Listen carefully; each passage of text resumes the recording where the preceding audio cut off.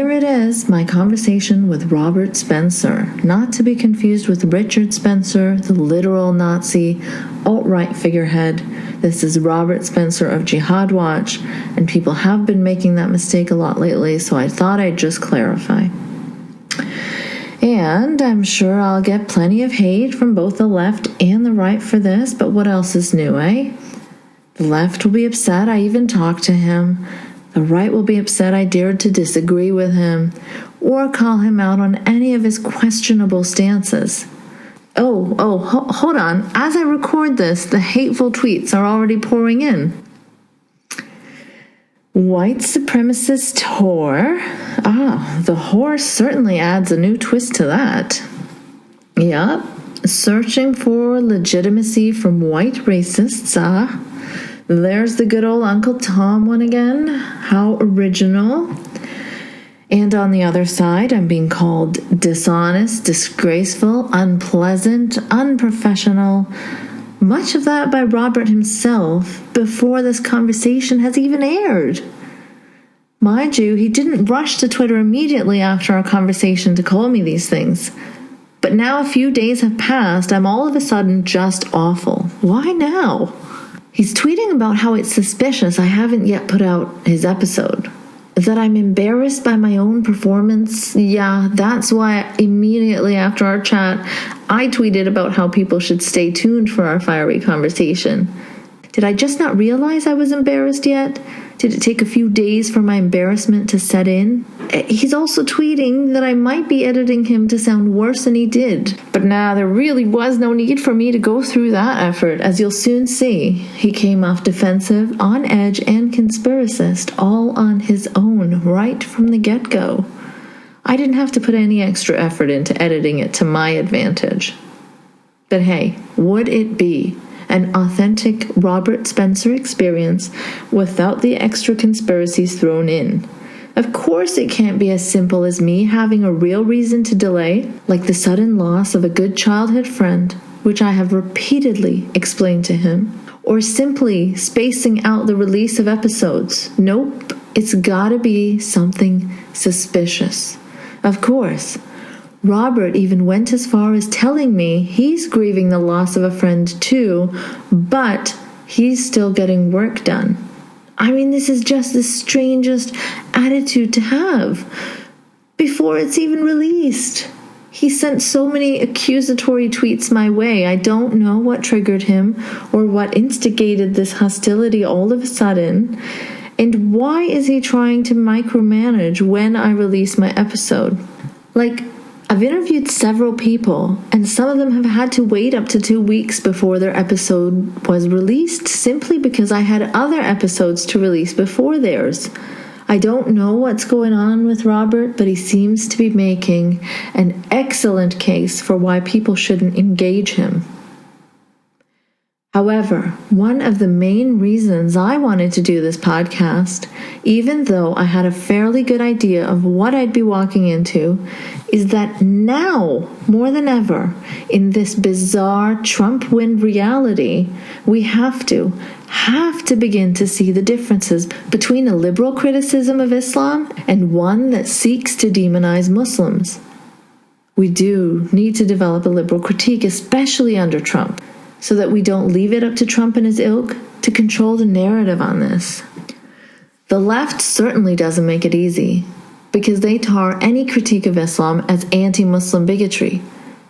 The right doesn't make it easy either, because they can portray something that's actually unfairly generalizing Muslims as being legit criticism. So there's confusion on all sides. We need to start seeing these distinctions. And please note, I do not in any way support or agree with the accusations in this podcast leveled at Maajid, whom I have great respect for, Keith Ellison, who I'm not very familiar with, or even Reza Aslan, who I dislike greatly. I find plenty to criticize about Reza in what he actually says and does, and find no need to be suspicious about whether he's an Islamic supremacist. Keith Ellison is a politician, so he may have ties with all sorts of people. Some of them may even be Islamists. Does that mean he's an Islamist? People on both ends of the political spectrum have tried these guilt by association things with me too, so I know how wrong and misleading they can be. All you'd really need is to find some indirect connection with someone in the government of a Muslim-majority country, and you can link them to Islamism. I mean, I've done artwork for the son of Pakistan's assassinated prime minister. I grew up in Saudi, so I'm sure I knew someone that worked for the government. Does that mean I'm an Islamist? On the other side, I've chatted with Tommy Robinson and now Robert Spencer. I'm sure people will use that to cast me as having anti-Muslim ties. I mean, there's fair criticism and then there's just reaches. And the thing is, there are so many reaches that true alarming points get lost within them. When Robert points to organizations like ISNA and CARE with truly dubious ties, it'll be hard for many to see what to take seriously and what not to, because it gets lost in the clutter of conspiracies. One thing about Robert is that he's well-spoken and good at going back and forth with his accusations and suspicions so that they're less clear. He's good at minimizing the absurdity of what he's saying. He's also excellent at talking nonstop, which is why many times I had to speak over him just so that he wasn't going on and on unchallenged. He's very good at confidently disavowing whatever issue you take with him and making it seem like it's just some small point. And then as you press him on it, he backpedals. In Robert's mind, he's the constant victim. People are unfairly labeling him an anti-Muslim bigot, but he's free to cast suspicion on any secular Muslim or even non-Muslim like Obama. He doesn't care whether Trump denounces the KKK or not, because that question in itself is offensive, but he wants every single Muslim politician to explicitly denounce Islamism, Sharia. More than anything, as a harsh critic of Islam myself, it's not his criticism of the religion that bothers me at all. It's his different set of rules for Muslims. It's the generalizations. But I totally could have secretly reverted to Islam and become radicalized by now. So it's possible everything you're hearing me say is just taqiyya deception to throw you off my stealth Islamist scent. Hope you still enjoy the conversation. Make sure that that program doesn't contain controversial subjects and you're not impolite to people. Oh, definitely not, Dad. You know me. I'm never, ever controversial or impolite. Yeah. Okay.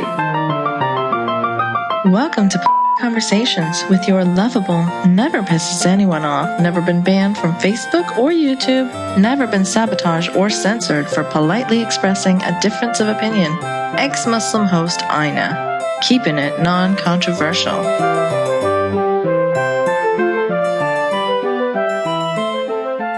Welcome to Polite Conversations, episode 19. I have Robert Spencer here with me today, director of Jihad Watch. If you're a critic of Islam or in any way interested in that topic, you have probably heard of him. And you have quite a reputation, Robert. Yes, thank you. So I think I'm here today to speak with you and just kind of try to figure out what the difference is between our styles and tactics of critiquing Islam, I guess. All right. So, how are you feeling about the election, first of all? Well, I'm very happy about it. It's certainly refreshing that after all these years, not 8 years, but 16 of denial and willful ignorance about the nature and magnitude of the threat we face, the candidate who would speak forthrightly about the motivating ideology, or at least relatively forthrightly about the motivating ideology of the jihad terrorists won, I think that's an extremely positive development. And you're not bothered by his other issues at all? Can you be specific? Like his treatment of women, for example? Oh, I think he's probably quite a bore. I wouldn't invite him over to the house. But I didn't elect him to be the Pope. I didn't. I doubt that if you look into the private lives of former presidents, that he stands out in any significant way from quite a few of them. Well, I mean, he's bragged John about Kennedy was. He's bragged about walking in on women changing that he has employed. There's no excusing this kind of thing, and I'm not in the least interested in defending it. Okay, great. What I'm interested in regard to him is that he is willing to speak about the jihad threat. But do you think that he's in a ever far more honest fashion than his opponent and his two predecessors, and that you can't defeat an enemy you don't understand. So I think that is absolutely essential. Right. I'm wondering how well he understands it. But do you think that he's ever unfair about the way he speaks about Muslims, blacks, Latinos?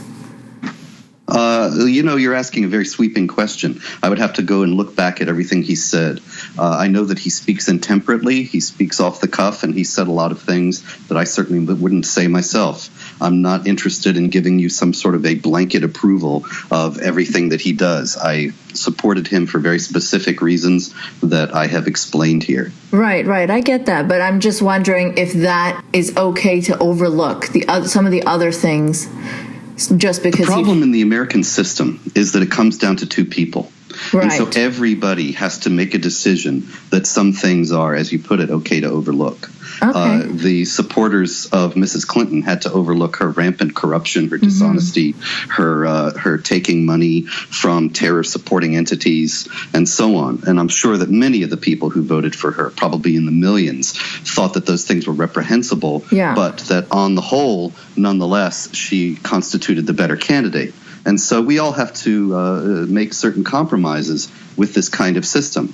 It would be great if it were otherwise, but when it comes down to two people, it's just not possible to find. It's extraordinarily rare to find someone that you just like everything about. Right. I totally get that. I can't agree that I would be able to overlook the bragging about being a sexual predator for anything, but that's that. I guess we have different opinions. What do you think about Obama? I know you don't really like him at all. No, I don't like him at all. I mean, I've never met the man. I'm sure he's actually very likable in person. As a matter of fact, I just happened this morning while I was working, happened by accident upon a video he made in April 2016 that I had never, I didn't know it existed. And it was very funny about what he was going to do after being president. And, you got to admit, he's got a certain charisma. He's got great comic timing, really. And I respect that. As far as his presidency goes, it's been an unmitigated disaster, and one that has emboldened the forces of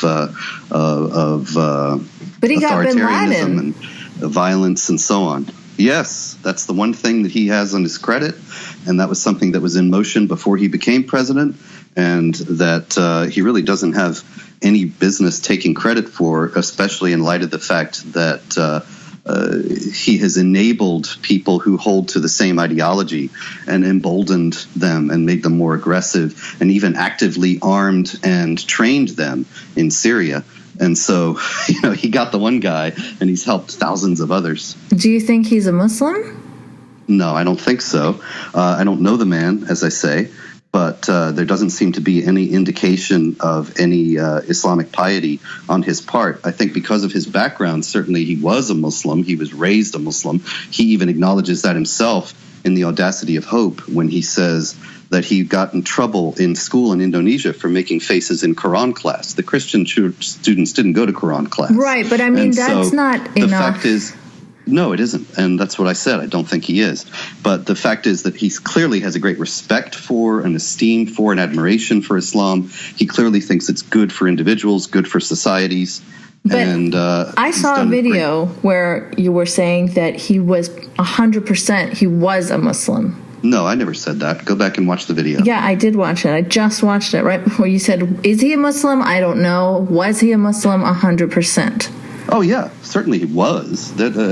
How would a non-Muslim student end up in Quran class in Indonesia? Well, it happens all the time. His school record in Indonesia is extant, and it says Barry Satoro, religion, Islam. But he's a child, right? He's not really online.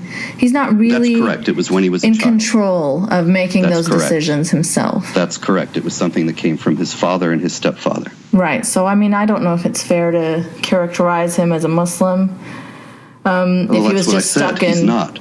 Right, okay, but then you allude to things where you say that he's empowered. Yes, no doubt about that. And that you just look at ISIS, which is, of course, his creation, enabled by. He's the founder of ISIS? Yes. Okay. 100%. Now, if you want to portray that as some nut saying that he actually plotted over some meeting with mullahs to create this group, obviously that's not what I mean. But Al Qaeda in Iraq was essentially moribund at the time of the withdrawal from Iraq, and the fact that he backed the weak Shiite government in Baghdad that did not have any Sunni representation, and the Sunnis were angry about it, and they were, of course, Al Qaeda in Iraq was, of course, active there, along with other jihad groups. And once the Americans precipitously withdrew, they had an opportunity to coalesce and to strengthen their position. And of course, Al Qaeda in Iraq is ISIS. It's what ISIS comes from. Right. I mean, I'm not going to. So he created the circumstances by which they were able to rise and gain control over that territory. It's not fair to call him the founder of ISIS, though. I don't think so. It's a rhetorical flourish, certainly, and you might think it's a rhetorical overreach, but the reality is that if it had not been for his policies there, ISIS would not be in control of so much of Iraq and Syria. Well, I mean, you can take that back as far as other presidents, too. So it's not just Obama. George Bush was a disaster as well. So, if you think that I'm some sort of a Republican operative, you're just reading more propaganda. The reality is I didn't say that. Absolutely as clueless as Obama on this issue. So I'm just going to... what we've had is 4 terms now of a disastrous foreign policy that's based on fantasy and wishful thinking. Okay. Now, bipartisan cluelessness. Back to Obama being Muslim. In that same video... Why are you guys... Let me ask you this. Why are you guys so exercised about this question? Why is it like the big mortal sin who are we guys? To suggest? I mean, the rumors persist all these years because of the man's policies. But who are we guys? Who are we? And what he has said. And so why... It's like the bridge too far. It's like the biggest thing on the rap sheet of Spencer is that I supposedly said this, which I never said anyway. But why is it such a big deal? Well, I'll get to that. I'm just asking who you're referring to is us guys. Who are us guys? The what is it called? Not the regressive left, but the opposite of the regressive left. The left that is not in willful ignorance and denial about the nature and magnitude of the jihad threat, is willing to grant that there is some problem regarding jihad terror and Sharia supremacism, but is absolutely opposed to those who are really actually doing something about it. I don't know if casting doubt on Obama's religion is doing anything about it, but... Well, I'm not in the least interested in Obama's religion. You're talking about a video that it comes from a talk that I gave in, I believe it was Massachusetts or New Hampshire a few years ago, and I was asked the question during a Q&A. Somebody took my answer during the Q&A and made it into a video. I never would have said anything about it, except somebody asked the question and I answered it. I'll answer any question that anybody asks me. Okay, that's great. But to act as if this is some sort of a central part of what I do, it's really ridiculous. I'm not. I am not saying that. You're talking about a minor and incidental thing. I don't know why you're so defensive. I've written hundreds of articles. I've written thousands of blog posts. And you want to fasten on this one little thing because it's the one thing that gets you folks crazy. And that's what interests me. I just don't know why it's such a big deal. Okay, well, let's just proceed with the questioning. I'm not saying this is the core of your ideas or whatever, but I have certain questions that strike me as odd about what you've said and what you've done, and those are the ones I'm going to ask, right? If I'm trying to... Fire away, my friend. I'm not angry at you. I'm not accusing you of anything. I'm just asking questions. Yes, but you remember, I mean, I recall previous interactions. It's not as if there's no history. So obviously I know where you're coming from, and so there we are. Well, I mean, what I recall is that you blocked me. Well, I don't block people willy-nilly. I block people who make baseless and false accusations. I don't even remember. I'll have to look up our tweeting history, but I don't recall tweeting to you very often at all. Racist and bigoted and all that. That's just a lot of hooey, and there isn't any foundation. I don't think I would have called you a racist unless you've said stuff about races. I don't say anything about races. Then I doubt I've called you a racist. Bigoted, Islamophobic, hates Muslims. All I don't use the word Muslim Islamophobia. Talking points, you know. I don't use the term Islamophobia. Well, anyway, I probably have the same issues with it. Myself to see what the specifics was, but it was something. So then you don't know. You told me you didn't know why you blocked me. Oh, so I know in general. I know in general. I don't know. In general, you assume that I've called you racist. Because I don't block anybody except people who are just hectoring me with all that nonsense. That's not true, though. I hear from so many people all the time who say that you blocked them for no real reason. Well, that's their point of view, because they think I ought to just accept the charge that I'm some sort of bigoted Islamophobe, and I don't accept it. I'm going to ask you what your definition of bigotry is in a second, but can I just ask my question? Go ahead. Okay, so in that video yes, about Barack Obama... The most important video I've ever made, yes. I'm not saying that, but let me ask the question. Fire away. Okay. So you say when Barack Obama calls himself a Christian, it doesn't mean anything more than he follows the teaching of the Muslim prophet Jesus. So you're implying, because you first talked about... I said it could mean only that. It doesn't necessarily mean only that. Yeah, you always add a not necessarily, yes. Right. Well, that's a very important caveat. I was getting there. It's a possibility based on, remember Faisal Abdul Rauf, the Ground Zero Mosque Imam, saying I'm a Jew. So it's a possibility that he's anybody lying. Anybody who was thinking that he was a Torah-observant Jew was naive. He meant that he followed the teachings of the Muslim prophet Moses. Okay, so it could be that Obama is just phrasing that he's a Christian, but he's really just a Muslim, and he's doing it to trick everyone? It's a possibility. Okay. I think much more likely is that he's a secular globalist internationalist, and he thinks that Islam is something that is to be encouraged because it creates a certain unity among people, as well as provides a social order that he seems curiously blasé in regard to the oppression of women, the oppression of gays, et cetera, et cetera. Do you think that he is kind of soft on Islam because he has some sort of agenda, or that he's doing it just because he truly believes that Islam is a peaceful whatever and he wants to keep the peace and he wants to appease, I don't know, Muslims or whatever? Or does he have an agenda? Well, I think both, actually. It's not really an either or there. I think both of those are possible and compatible. That he has an agenda that is, as I say, globalist in terms of trying to level distinctions between people and make the world all pretty much the same in terms of political power, economic power, and so on, and socially just the same, and so on, and culturally. And then also he wants to keep the peace, and he thinks that by repeating these platitudes, however false they may be, that it will somehow pacify Islamic jihadis and create the circumstances by which peace can reign.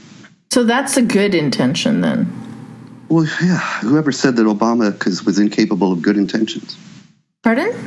Whoever said that Obama was incapable of good intentions? No, I'm just saying. So then he's not like doing it out of malicious intent to no, I don't think he has any Islamic malicious intent at all. Supremacy. I think that he is a deeply committed ideologue who believes that what he is doing is good for the world and that he's done great things for the world. So you don't think that trying to make peace with, maybe not like ISIS, because I don't think they're approachable in any way. You can't talk sense to people like that. But maybe nonviolent Islamists, trying to make peace with them or trying to calm the situation. Do you think that's a bad idea?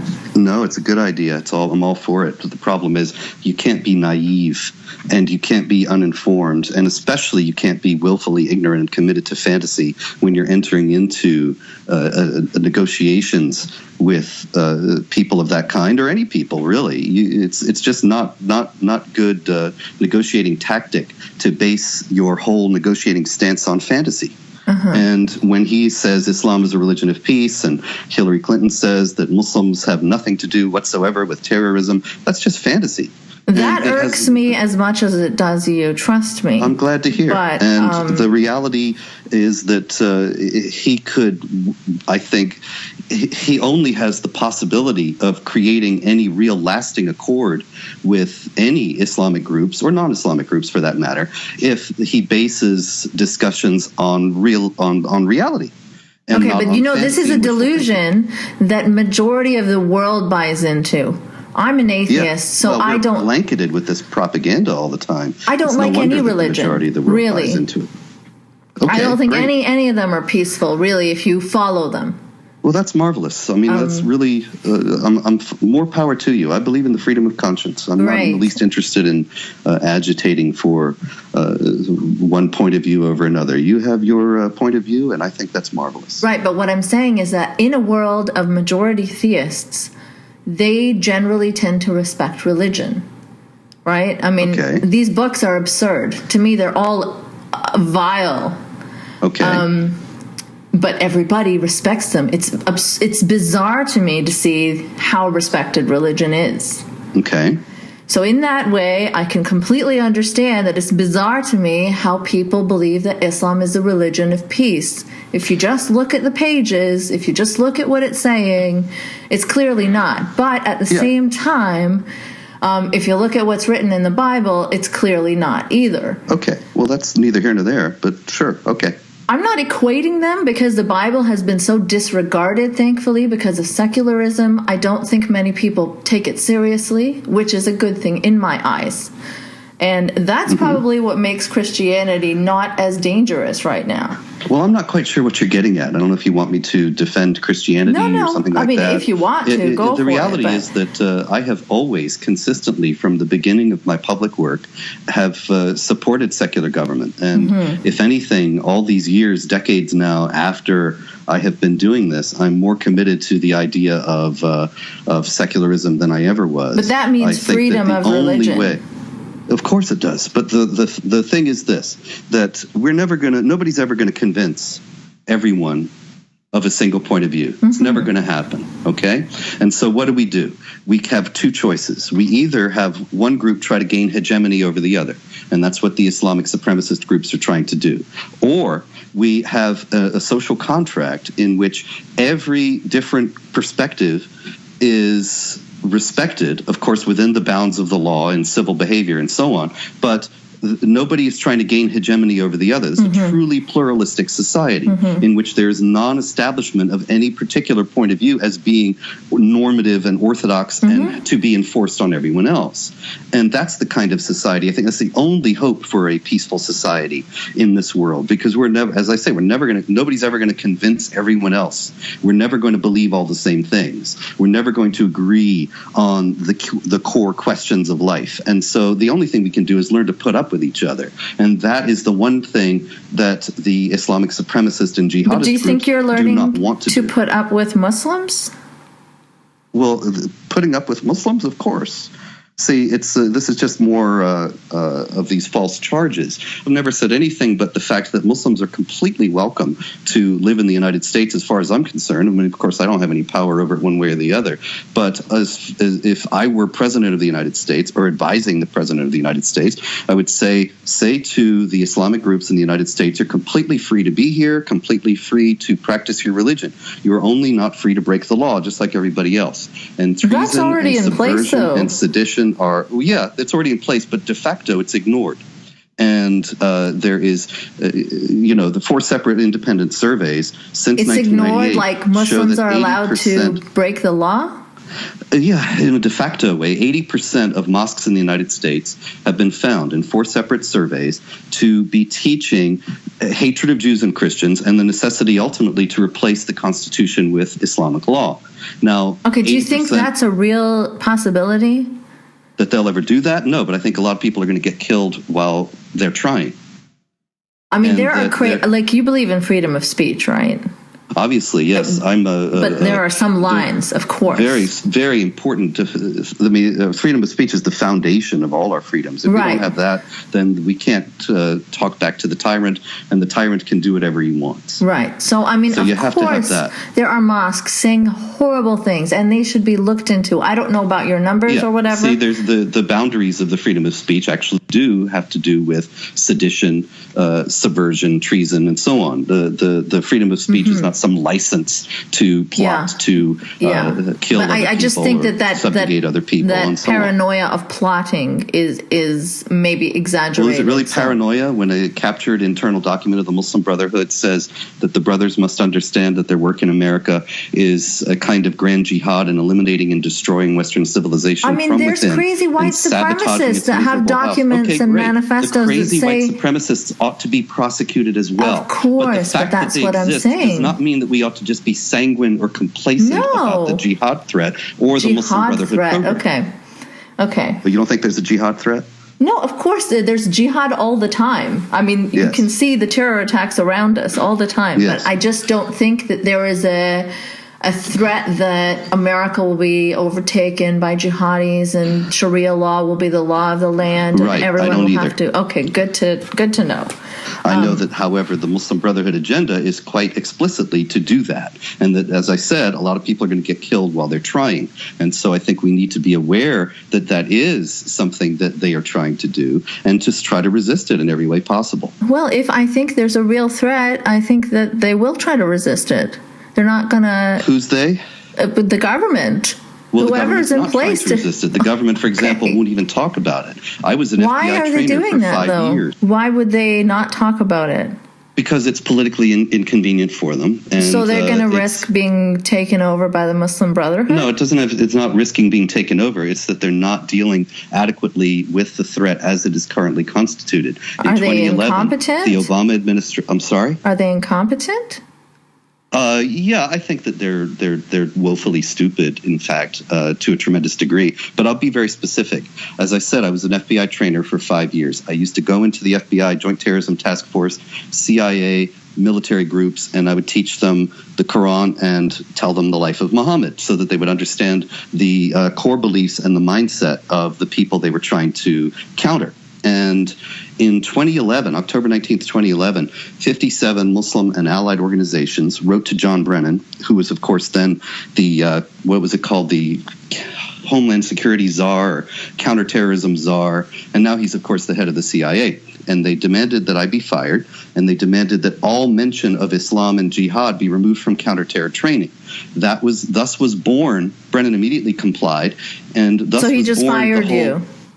Yeah, but it's not about me. It's about the position I represent, that countering violent extremism is now the Obama program for countering the jihad threat. They removed all mentions of Islam from their attempts that's right. If you were to join the FBI, that's correct. If you were to join the FBI today, yes, of course it doesn't. That's my whole point. The FBI, if you were to join the FBI today and you said you wanted to go into counterterror, they will teach you about the white supremacists and the right-wing militias and the constitutionalists and so on and so on. But you won't hear a word about Islam or jihad, and so they're woefully unequipped and unprepared to deal with. So they're just avoiding the topic entirely of Islam. Yes, that's right. I find that really hard to believe. But it's abundantly documented. The letter I referred to on October 19th, 2011, from Farhana Kara of Muslim Advocates, co-signed by CARE, by ISNA, by all the Muslim Brotherhood groups in the United States. It's available. You can find it online. If you can't find it online, I will look into it. But I just in my book, Arab Winter Comes to America. Find it hard to believe.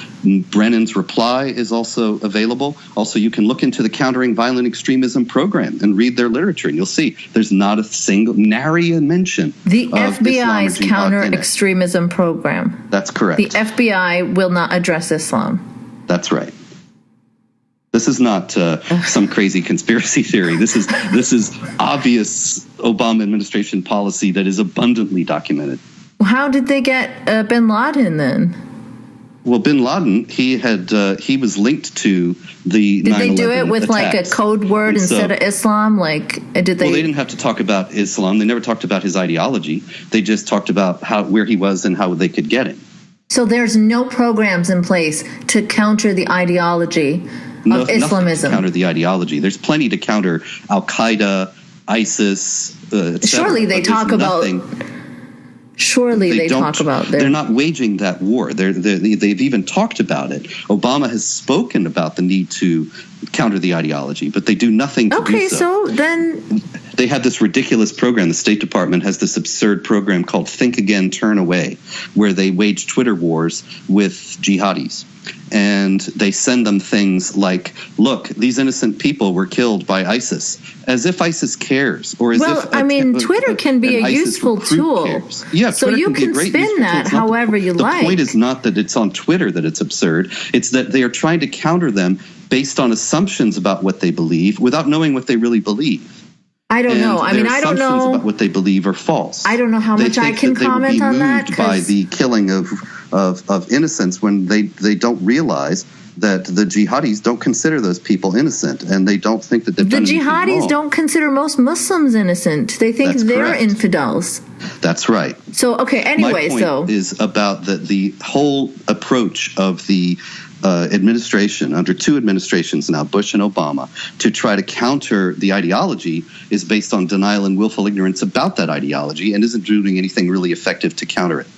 Right. I mean, I have talked about the Western politicians that do deny the problem of Islamism. They refuse to name it, but I really can't fathom the idea that they would not have a counterterrorism program in place where they learn about the counterterrorism program in place. It just doesn't deal with the motivating ideology of the terrorists. It only focuses on the ideologies of white supremacists, you're saying? Yes. And it focuses on stopping the activities of the terrorists, but they're severely hamstrung in doing so because they don't study their ideology or understand it. I mean, they're committed not to doing so. For example, I can't. I know it's hard to believe, but I wrote a whole book about this. It's called Arab Winter Comes to America. I'll send you a copy if you want, or I'll send you a PDF if you don't want to get the hard copy or don't want to give me your address or whatever. But just let me know. I'll send it to you. It's all documented in there. But you take the Tsarnaev brothers who blew up the Boston Marathon. Tamerlan Tsarnaev had joined jihad groups in Dagestan, and the Russians actually told the FBI about that. And they said Tamerlan has joined jihad groups. Now, right around that time, the FBI was doing what I'm explaining, was purging all mention of jihad from counterterror training and committing itself to the idea that jihad is an entirely benign concept that has nothing to do with terrorism. And so you can understand how it would have been a political football for the FBI to take that intelligence from the Russians seriously, right when they were committing themselves to the idea that jihad was entirely benign. Robert, so they didn't do anything about Tamerlan. I can't even speak to this, though. Blew up. You can say anything to me right now, and I'm just like, I'm in disbelief, so I don't know how this is a conversation. Let's move to another topic, because I'm going to look into this. I seriously can't believe it. Okay, well, you'll see that I'm right when you look into it. Okay. What do you think about Maajid Nawaz? Maajid Nawaz is a guy that I think he represents a certain phenomenon among certain kind of people who counter jihad. He says a lot of good things about the necessity to reform and reevaluate the Quran. I don't have any disagreements with him about that. I find it kind of odd that he argued in a debate that Islam is a religion of peace, and he seems to be committed to that idea since when he was hit by the SPLC, he raised it in his own defense. But as far as I know, I don't see any reason why Maajid Nawaz and I could not work together in the common cause. He's a Muslim, right? So he's going to think that his religion that he follows very peacefully, perhaps, is a religion of peace. I disagree with him on that. Yes. But I can understand that he doesn't have any malicious intent or try to trick anyone. I never said he had any malicious intent or tried to trick anyone. I just have criticized him for criticizing me and trying to triangulate and gain credibility on the left and among Muslims by pretending that I am some egregious Islamophobe and he is the sensible alternative. In reality, I have since 2003, it's been on my website, that I would welcome cooperation and collaboration with any Muslim who renounces violent jihad and Sharia supremacism. Obviously, Maajid Nawaz has done that, and so So I would be happy to work with him, but it's not mutual. He would shun me. And see, this is just more of this. There's a way of your phrasing things that can really mislead people. So I'm going to read a little. Can you give me an example? Yeah. Okay, good. Nawaz's gratuitous and unprovoked attack on Pamela Geller and me as Islamophobes at his victory conference announcing the destruction of the English Defence League, which he crowed that he had decapitated, aroused suspicion about where he really stands and whether he really opposes the jihad agenda that the charge of Islamophobia has done so much to advance. Moreover, like so many Islamic jihadists and supremacists with whom I have engaged, he is arrogant, abusive, insulting, and contemptuous on a personal level while refusing to engage any of his opponent's arguments on an intellectual level. Yep, I stand by all that. Why bring up like so many Islamic jihadists and supremacists? What is that, an equivalency or? No, I was saying he was behaving like them, and he was. He went on Twitter and he started to ask me, name a Muslim you can admire or you do admire. And I said, why are you asking me? And he said, see, you can't name any Muslim you admire. You're just a hateful, bigoted, racist Islamophobe. And I thought, isn't that something? It's just like all the Muslim Brotherhood guys. They're abusive, arrogant, rude, condescending. Reza Aslan, all those people they behave in exactly the same way. Reza Aslan is a Muslim Brotherhood guy?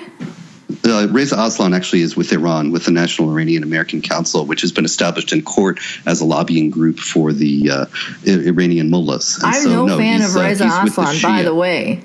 But I don't think he's an extremist. I didn't say he was an extremist. I said he was on the board of the National Iranian American Council, which has been established in American court as a lobbying group for the Iranian mullahs. Okay, so this guilt by association can work both ways, right? I hate Reza. I think he misrepresents and denies issues with Islam all the time. And I actually really like Maajid. So when you equate him to an Islamic jihadist or supremacist, or say that he's aroused suspicion about where he really stands and whether he really opposes the jihad agenda, this to me is very counterproductive. How do you expect him to work with you if you go around saying that stuff about him? Well, in the first place, you're forgetting the fact that I was responding to his attack on me. I never would have attacked him or said anything about him except things that were positive. And you'll find positive things about him at Jihad Watch had he not attacked me. When he attacks me, I know. And especially when he attacks me for Islamophobia, which is a trumped-up, manipulative concept that is just designed to intimidate people into opposing Islamic terror. If he means anti-Muslim bigotry, do you think that there is a possibility that maybe you could lead people to thinking that you are an anti-Muslim bigot? I'm not saying you are one. Maajid Nawaz said so? No. I'm just saying there's a lot of people that say so. Of why you're an anti-Muslim bigot? Yeah. Well, I can give you a lot. Okay, give me one. Okay, well, there's a bunch of stuff that Kathy Young wrote. I know you and her do not love each other. Yeah, I've refuted all those. I've responded to everything that she has written. But she links to point by point. She links to posts in your blog. Right. So, such as, can we be specific? Sure. Or is it just an argument from authority for Kathy Young? Spencer ostensibly disavows bigotry, yet a 2006 Jihad Watch post written by the site's co-administrator Hugh Fitzgerald. So this is something I didn't even write. But posted by Spencer himself suggests 10 years old. There's a lot of stuff, Robert. You really got to dig, you see. Okay, I'm just reading what I found. Say? That the most peaceful, nonviolent, and even secularized Muslims are still a danger to the West as long as they have not explicitly renounced Islam, because either they or their children may revert to a more militant form of the faith. Okay, no, this is false. That's a false statement. No, Do you think that it's the absolutely impossible that secular westernized Muslims can revert to a more militant form of the faith? Do you think that's just impossible? No, but anyone can revert to anything. Why is that even a point to bring up? Well, I don't know. It's a 10-year-old article I didn't write, so I'd like to see your views on that. The you reality just said is that there are plenty of examples of secular westernized Muslims who become devout and end up being Islamic jihadis. Mohammad Reza Tahrir Azhar in Right. the University of North But Carolina. because Chapel those Hill. people exist, do you think that you shouldn't trust people like Maajid or people like me?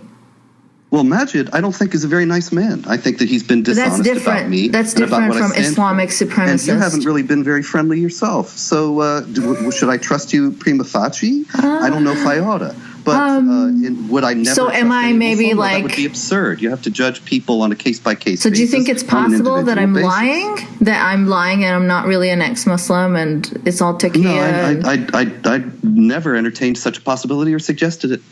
I'm asking. I didn't say. You do I think that you're lying? No, I don't think you're lying. No, Okay. no, I don't think you're going to blow me up.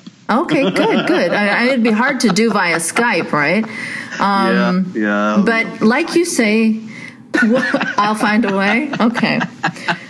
This is just beyond absurd, you know? Yeah, it is. Okay, but you know how you say about Reza being linked with all these nefarious people, right? So you are the National often... Iranian American Council, which has been established in the American court as a lobbying group for the Iranian you've been mullahs. banned That from is countries for being an beginning extremist. and the end of what is wrong with Reza. I as far get it. as Listen. being banned from countries, no, I've only been banned from one country. Okay, you've been banned from one country. That I was Okay. banned from sent me a letter. And the letter said, and you can find the letter online, the letter said that I was being banned for saying Islam has doctrines of violence against unbelievers. Well, that's That is bullshit. what I was banned for saying. Okay. Now, and no, the fact but is that Islam you does understand. have doctrines of Of course violence it against does. unbelievers. Hold on. So that's like being banned for saying water is wet. And so I have no shame. You're not going in to being get banned any from Britain, argument from me. especially when they routinely admit Islamic jihadis into Britain. But they are, of course, that's Britain's form of multiculturalism and weirdness around Islam. I cannot wrap my head around. But you understand. So I don't think it's a mark of that, shame on my record to be banned by a government that's bent on appeasing Islamic supremacists and jihadis and is in total denial about this threat. Let me finish. You do get associated with Pamela Geller a lot too, right? Yeah, I work with Pamela Geller. You like Pamela We're Geller. co-founders of the American Freedom Defense Initiative, right? And we have worked on many things together. About things like vehicular jihad, where people are found dead after crashing. Right. Are you aware that in September 2014, ISIS sent out a fatwa, a very lengthy fatwa you can find the entire text of on Jihad Watch, where they said that you should kill civilians in the West, in Europe and the United States. And if you don't have a gun, you don't have a knife, then run over them with your car. Okay, ISIS is insane. Said. And that all over Israel, in the Palestinian Hold on, you didn't let me finish my question, though. Last year, saying, run over the Jews with your car. Okay, I have photos of the billboard. But does that mean that any Muslim that has a car crash... No, of course not. All of a sudden, you write a blog post Kathy Young about found some case where it's not clear that that's what happened. It's not. No, Pamela Geller is saying clear. That that's what happened. It is a respected OBGYN who died from a massive heart attack. Judgment about a specific case, whereas in reality, the phenomenon is absolutely real. Yeah, but you can't accuse random Muslims of it. She made a mistake about one incident, and this is some sort of example of bigotry. And anyway, let's note one other thing, too. We're talking about Hugh Fitzgerald and we're talking about Pamela Geller. You still haven't come up with anything I'm getting there. Of course I did. It's always I've talked to you about your opinions on Obama. I've talked to you about your opinions. Of your friends and find egregious things that they've supposedly said. Yeah, but I'm not going to defend them if I find them disagreeable.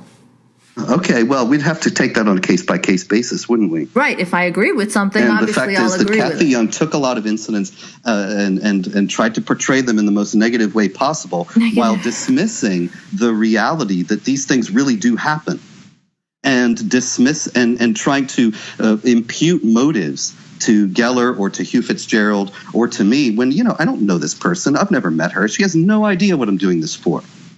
She has no idea what you're doing what for? The work that I do. I'm sure she has an idea. You're not subtle about it.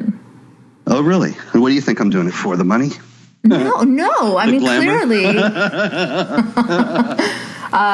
clearly you have an issue with Islam, right? I just think it's disproportionate. That's all. Disproportionate. So what's proportionate? There've been 30,000 jihad attacks around the world since 9/11. Right. When you start saying that people can't take oaths on Qurans, no American official should be taking an oath on the Quran then that's Are you aware problem. that chapter 3, verse 28 of the Quran says, do not take unbelievers as your awliya, your friends and protectors, in preference to believers. Whoever does this has nothing to do with Allah, unless you're doing it to guard yourselves against them. Are you aware that the Bible condones slavery and rape and all kinds of horrible bullshit? What now? The Bible. What does the Bible have to do with this? Why should people take an oath on such a vile book, but then not an oath on another vile book? Oh, okay. So if it's one vile book is oh, sure. Okay. Well, that's the secularism. Can we throw them both out? Yeah, I don't care. I don't have any interest in defending people taking but you oaths said on the Bible. specifically I do about believe Muslims, that it's very important that the government be based on a principle of non-establishment. Can we take an oath on Harry Potter from now on? What would you prefer? I don't think taking oaths on books is a good idea. I don't either. I think it's ridiculous. But when you're talking about the Quran in particular, you're talking about taking an oath on a book that mandates dishonesty in certain circumstances. Because the Bible doesn't. This is unwise. When you're taking an oath on the Bible, why? I'm not making an equivalence. Why are you defending taking an oath on the Bible? But you are stuck. But you haven't objected to people taking oaths on the Bible. Yeah, this is the United States of America. The oath of office of President of the United States, it ends with the phrase preserve, protect, and defend, and to the best of my ability, preserve, protect, and defend the Constitution of the United States. George Washington, the first president, when he said he wanted to take the oath, he would take it on the Bible. And when he said it, he added a phrase that was then repeated by every president after him, so help me God. And this was, at that time, of course, there was a much stronger Christian character to the United States than there is now, and it was all seen within this context. And so these things grew up as part of the culture, part of the political culture, and they, you're quite right that the Bible contains this and that, but of course the intention of the people who were taking the oath on it was not to affirm any of those things, but to affirm. Why is it the intention of the Muslim guy to affirm that? Well, Keith Ellison? Well, Keith Ellison took $13,000 from the Muslim Brotherhood for his pilgrimage to Mecca and has spoken frequently in front of CARE and ISNA, which are Muslim Brotherhood groups. And do you work with EDL? With EDL? Yeah. No, I don't work with EDL. Do you support them? Do I support them? I haven't paid any attention to them. Since I got banned from Britain, I really have kind of soured on the whole place. I report on what goes on there, but I don't have any contact with people there. Do you think they're doing a good thing? Yes. Did I support the EDL in years past? Yes. I supported the EDL in years past when they were saying very clearly in their charter, on their website, that they rejected all racism, they rejected all anti-Semitism, all bigotry. They didn't hate anyone. They were only trying to preserve a free society in Britain and so on. Now, were there thugs among them? Did they transgress those principles? Of course. And when they did, I broke with them. Well, I'm glad to hear it. But, people can use that kind of stuff against you, too. Well, I never took $13,000 from the EDL to take a trip. That's great. I don't even know who Keith whatever is, but you're Keith Ellison is a congressman. You're having a problem. He's the congressman who took the oath on the Quran, and you're asking me if there's a problem with that. And I'm explaining to you why there is. No, because you're not objecting. Hold on. You should object to him. Try to change the subject by bringing up the EDL. No, and so I'm saying that people can use your associations. About this guy. Hold on. People can use I'm not trying to change the subject or trick you. It's not a matter of association. It is a matter. He's much more connected than just some kind of association. This has nothing to do with him taking an oath. Situation. Yes, but that has nothing to do with him taking an oath on the Quran, right? Not necessarily. He's making a statement. When you single a Muslim out and you say they cannot take an oath on the Quran, but you have no problems with anybody else taking an oath on their other awful holy books, then you do seem like someone who picks on Muslims. I mean, I read an article by you that was just about refuting things Muslims hold dear or are proud of in their history. I'm not even going to engage in whether that's true or not, but you were like, the architecture of the dome is stolen, and well, it is. You're not aware that that's the. But you know that Christianity came before Islam, so it might well be, but it just seems really petty that you go and you take every little thing and you pick on it. What next? Actually, shawarmas. Here again, are you going to take shawarmas? here again, there's a context for everything. The reality is that you have all these triumphalistic programs nowadays, like the 101 Muslim Inventions or 1001 Muslim Inventions exhibit that has been in museums all around the world, and all these extravagant claims made that Muslims have invented everything from, not just algebra and coffee, but air flight and solar-centric astronomy and all these things. And the claims get to be wildly absurd. And so I wrote a piece explaining that a great deal of these extravagant claims are entirely baseless, because actually these things did not derive from Islam or Muslims at all. And I'm sure I don't if see that there's nothing unreasonable or bigoted or hateful about that. It's just trying to set the record straight. I'm sure if you pick on other groups as well, you can refute some of their other things too. And I'm sure that some of the things that you pick up with Islam are, some things are worth being proud of, some things are bullshit. Sure, that's just how history is, right? Yes, a lot of history books Christianity in the Bible, and the reality is Christianity might be the worst thing in the world, and the Bible might be the worst book in the world, but that fact, if it is a fact, does not minimize or excuse the reality of jihad and the teachings of the Quran. Never did I say it should. Never did I equate the two. In fact, I said that it poses much less of any sort of threat today, simply because the book and its, people taking it seriously have been watered down to the point where nobody even really cares about it anymore. And that's a great thing. It's to a great degree true, yeah. Yeah. But that's what makes it so benign. The fact that Islam is taken so literally by so many people. It's like we have so many Westboro Baptist church members amongst us. I don't have any disagreement with you on that. Right. And so I think that is the medieval problem. Christianity, when it was killing Albigensians and so on, that was reprehensible just as much as Islam. Right. But so and never have I said that Muslims or Islam have some monopoly on evil. Okay. Now, when you say things, when you single out Muslims, and you start pointing to their other associations, when you're just talking about the Quran, what else he did, sure, that's wrong, and I'm sure I don't agree. I'm going to have to look into it. It can't be separated. Those things are all of a piece. Of course it can be separated. He is taking an oath on a book. You object to the man. That is the particular man who's taking the oath on the book. No, but you didn't object to him. You objected to yes, I did. As a matter of fact, I just wrote another piece about him yesterday. It's out this morning at Front Page. You are also objecting to Muslims taking an oath on a Quran. No American official should be taking an oath on the Quran. That's correct. Yeah, I stand by that. Okay, so see, you go back and forth a little bit. No, there's no back and forth in this, because this is I was trying to explain to you before, but it's a freewheeling and fast moving discussion, and I respect that and I appreciate that. But I was trying to explain to you before that taking the oath on the Bible is something that has grown up in this political and cultural context. So that's okay. It's essentially benign. To assert now that you're going to take the oath on the Quran is making a statement that I believe has ulterior motives, has several ulterior motives attached to it that go back to agendas that are not so. See, that alone is unfair. So any Muslim taking an oath on a Quran has ulterior motives. No, I think the whole initiative to try to do so, there might be some individual Muslim who is completely opposed to jihad terror and completely westernized, secularized, et cetera, whatever term you want to use in that regard, who in all innocence wants to take the oath on the Quran because he's proud of his cultural heritage. But we're making a hypothetical here. Ellison is Brotherhood, and most of the politicians who are Muslim in the United States today have ties to the Brotherhood. If that is true, these things, that is a flaw in the system. They should not be getting where they are, right? Well, that's quite right. But that is not a problem with the freedom of religion.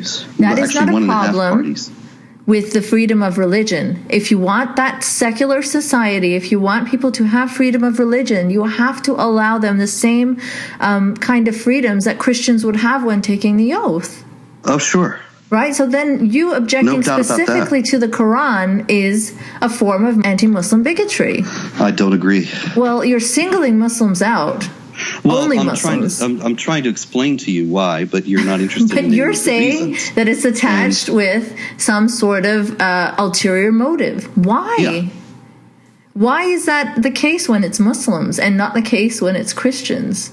Well, just like because I say, the Christianity is benign it goes now? back to George Washington, and it's not attached to any particular political agenda today. But the people who are putting forward everyone Muslim is not attached to any particular political well, that's agenda certainly true. today. But the politicians, the people who are working in this regard and trying to get that to be something those are the people that you have an issue with. So far, not the Quran. Been Muslim Brotherhood individuals. The Quran. Look. I think you're conflating a few issues. You have a problem with certain people, which may or may not be fair. I'll have to look into those people. But let's say, for now, you're absolutely right, okay?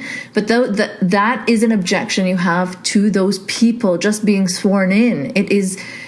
Oh, yeah. But look, if you're having trouble understanding or you think that I'm fudging on this, let me be perfectly clear. There is a problem with the Quran specifically, particularly in regard to the deception. It's ironic to take an oath to uphold the law on a book that sanctions deceiving and not upholding. Well, what about a book that sanctions okaying rapists and letting them off with paying 50 shekels? Why is that okay? Well, the short answer to that is this, that neither Judaism nor Christianity have ever sanctioned that behavior. Those things are, in Judaism, they went out of, they fell into abeyance when the temple was destroyed in 70 AD. And the laws of the Old Testament were part of temple worship, and so were considered to be unable to be applied. And so you don't find them being applied in Jewish history. In Christianity, you don't find them applied because Christianity considers those laws to have been superseded or fulfilled in the crucifixion and resurrection of Christ, and thus have no applicability. So you don't find any Christian church or Jewish group today saying rape is acceptable or slavery or all those things. No, today you don't, but you can find justification for it. You're flattening out the historical context in which the Bible is being used. Whereas... And what I'm trying to explain is that historical context is essentially benign, whereas in the Quran, in regard to the Quran being asserted as to be used in that way, it's not benign. But you're punishing the peaceful Muslims then, who do regard the Quran as benign. You have some hypothetical Muslim politician who hypothetically wants to take an oath on the Quran, who has nothing to do with the Brotherhood and no supremacist agenda. Why would every Muslim politician have a supremacist agenda? No, not everyone, but certainly all the ones that are on the scene, Ellison, Carson, they have all these ties to CARE, to ISNA, to the Brotherhood. These things are matters of public record. Then that is who you have an issue with. I see the Quran, the oath on the Quran business as part of the agenda that they are trying to further. But that's not what you say when you say no American official should be taking an oath on the Quran. Right. So you see that can very legitimately be perceived as singling Muslims out and being anti-Muslim bigotry. Well, I don't agree. You may or may not agree, but you can... thing to say on the basis of the contents of the Quran and the agenda of the people who are furthering this initiative. The contents of the Bible are awful. We've talked about this. Like I said, Judaism and Christianity have both evolved interpretative traditions that mitigate those awful passages and take away their literal enforcement, whereas Islam has not elaborated that kind of interpretative tradition for the Quran. Yes, but for many people, many individual Muslims, Islam is just as pick and choose. Like, I don't know how many Muslims you know, but they're not robots that have Quran inbuilt in them with DNA. If you actually knew anything about in their DNA. My work, you would know that I say that all the time. Right, but what you say and all what you've read is attacks by people who have tried to discredit me. If you actually read what I actually say or watched any of my actual talks, I have watched your talks. I say this many, many times. I have repeatedly avowed that any individual Muslim may have no awareness of, as well as no allegiance to, any of this jihad imperative or however, if they were taking an oath to get into office, I think that sends a bad signal because they should not be that is part of the agenda that is being forwarded by Brotherhood groups today. So you're fine with individual Muslims and you accept that they can be, not have a supremacist agenda, but they just can't take an oath on their holy book. Just them. Yeah. And this does that sound in fair regard to you? Just their group. What's that now? Does that sound fair to you? Yeah, it sounds perfectly fair to me.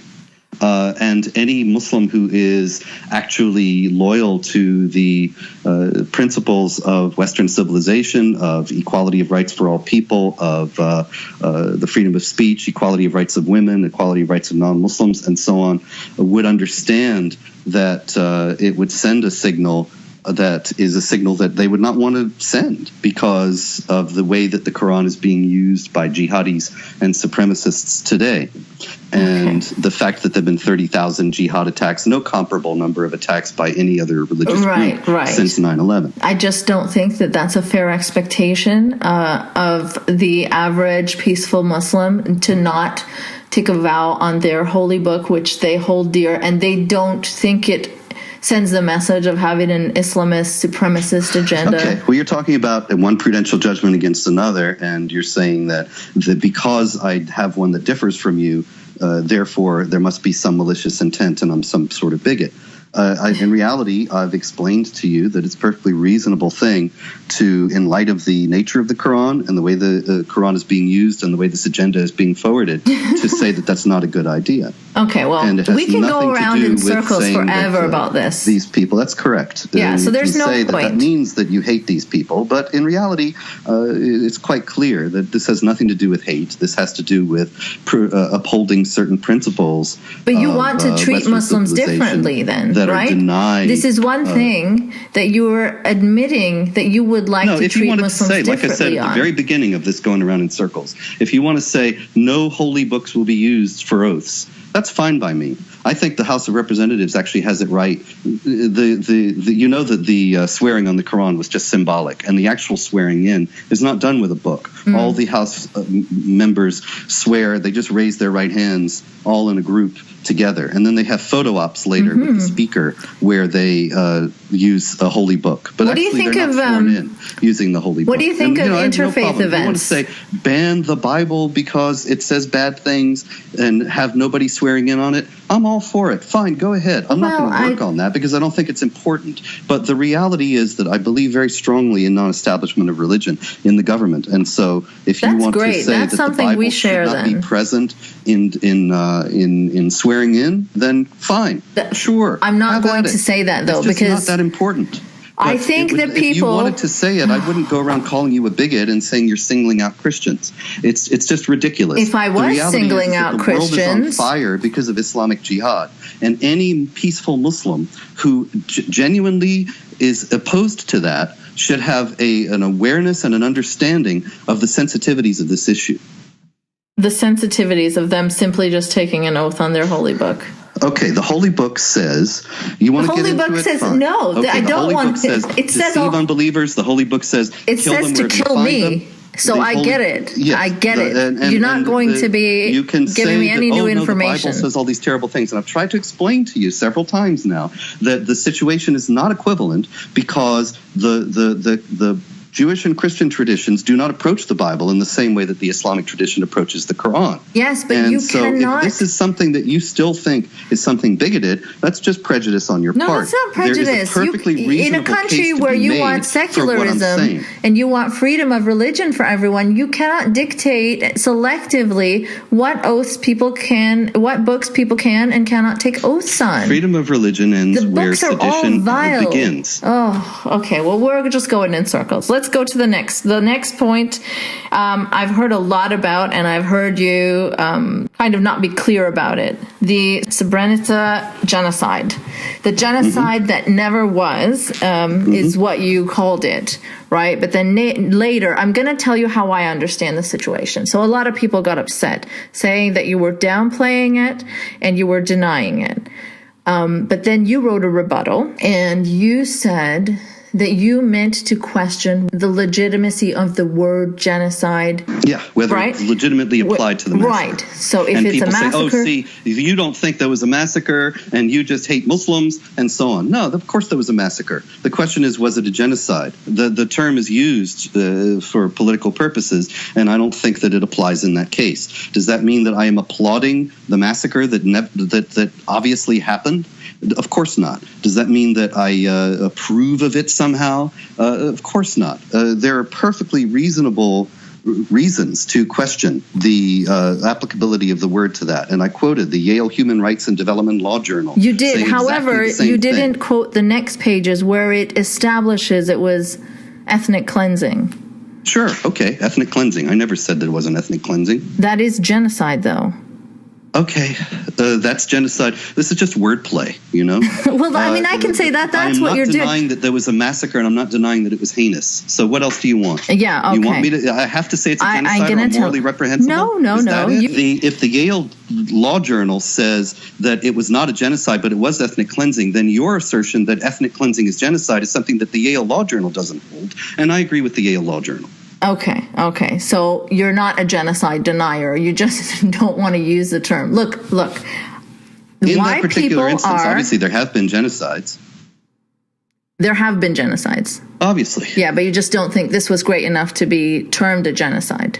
Right. There was something about you talking about people kind of faking it, jihadists being... Faking what? Right, so to consider the possibility that Muslims could have carried out any deceptive atrocity, manufacturing in the Balkans, indeed some even charge that anyone who thinks that Balkan Islamic jihadists carried out any deception at all must be secretly a sympathizer of this genocide that never was. Mm-hmm. So you think that the numbers were fudged? Exaggerated? Yeah, I think so. It's been a long time. It's been years since I looked at it, but let's see. I'm not really sure about the numbers. I would have to look into it more. This is another one of those things where you're taking one post out of 40,000, and this is this big deal on my rap sheet, and this is something that I have given hardly any thought to whatsoever. Yeah, but you see why? Why it's a big deal? No, the fact is that they're perfectly legitimate reasons to question the use of the term in this case. And as explained in the Yale Human Rights and Development Law Journal, I don't think there's any, you guys never say the Yale Human Rights and Development Law Journal is racist and bigoted and Islamophobic. Because they don't seem to be downplaying it. You've only quoted them in one little area, and you did not quote the next part where they assert that it was ethnic cleansing. They're not downplaying it at all. I'll quote the next part that says it was ethnic cleansing. I never denied it was ethnic cleansing. Okay. I mean, you're imputing maliciousness on my part for an editorial choice that actually had more to do with brevity than anything else. Well, if that's the case, then that's fine. But I'm just going to ask you. I didn't even realize the next thing said ethnic cleansing. I didn't read it that far. Right. I saw that they said that it was not genocide. I said that's what I need to have to defend myself, and I put that in. If you want me to go back and revise it so that it says the part with ethnic cleansing, I'll go do that as soon as we're done. Excellent. But I think the part about where you're blaming it on Muslims being deceptive is upsetting to Muslims, right? Are you saying there's no deception? Are you aware of Pallywood and the whole Palestinian grievance program that fabricates atrocities by Israel? No. I'm sure there are people that are deceptive, but you always zero in, instead of expressing compassion at something that you call a massacre. You're focusing on the people that are deceptive. Yeah, I wasn't talking about the massacre. I was talking about the political use being made of it. Okay. I mean, people say that you denied the genocide, but then you denied your denial. So that's...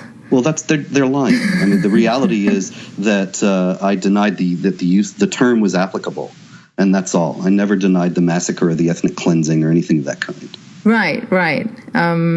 Yeah, so these are just some comments from people that commented on you denying it. Maybe. Yeah, you know what? I'll tell you something. I've written an awful lot of stuff, and if you were disposed, I'm sure, I don't know. Do you write things? Yeah.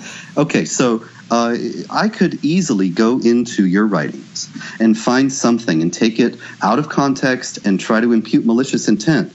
And it would be very easy to build a rap sheet on you the same way that the rap sheet is built on me. Go for it. The reality is that I have always stood for human rights, the equality of all people before the law, the equality of women with men, the equality of non-Muslims with Muslims. You have absolutely not. Just in this conversation, you haven't. It's just Muslims. You don't want to be taking oaths on their holy book. That's not human rights. Quite a long time.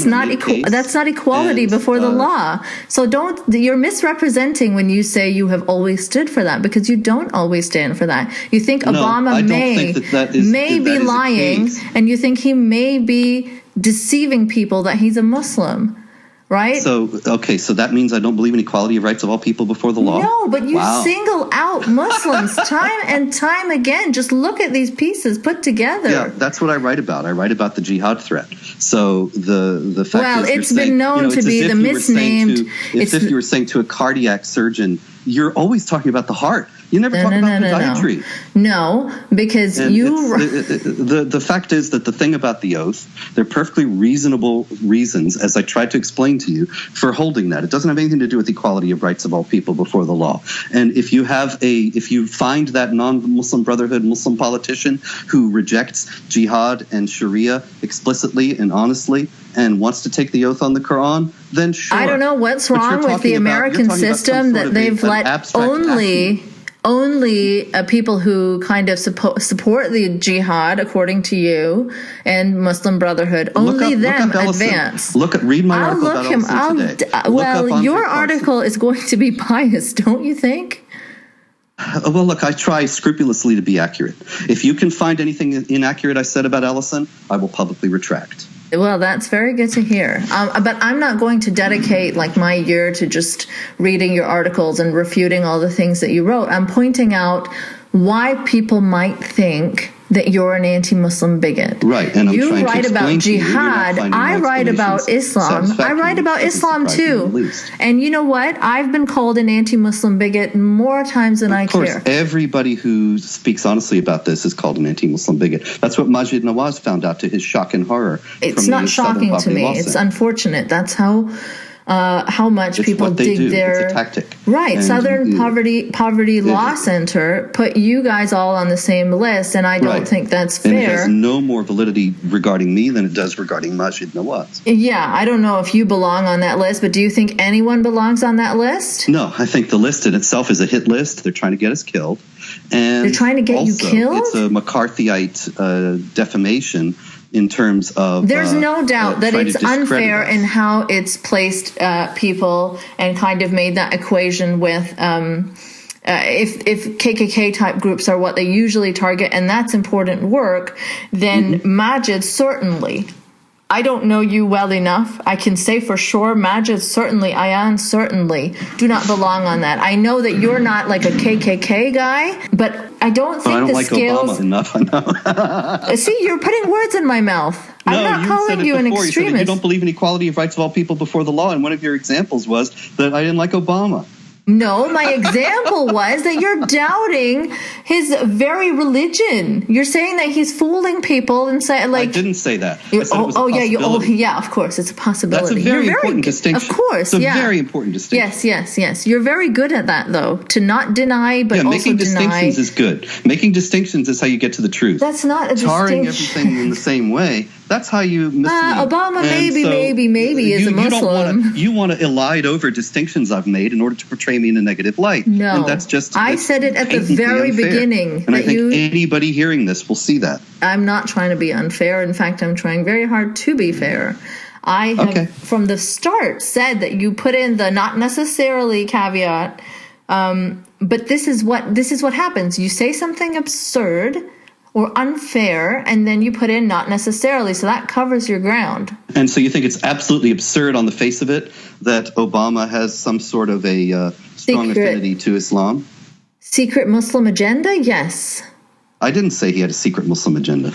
I said that he had a high regard for Islam coming from his upbringing, and that he thinks that it's good for individuals and societies. In that same talk, he said it. Every demonstration he favored was in favor of establishing an Islamic State or preserving one. Everyone he opposed was against Islam. Do you think that's a deliberate pattern, like he wants to...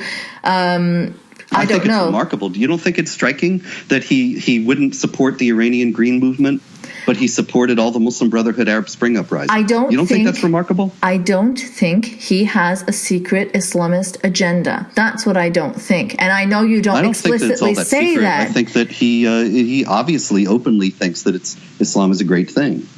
No, but he's probably just respecting it out of the general way theists respect religion. I don't think he's trying to impose Islam on anyone. I mean, I don't think so. I never said he was.